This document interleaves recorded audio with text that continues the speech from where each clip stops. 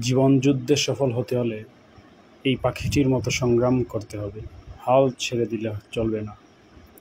দেখুন পাখিটি স্রোতের সাথে যুদ্ধ করে কীভাবে মাছটিকে শেষ পর্যন্ত উড়িয়ে নিয়ে গেল।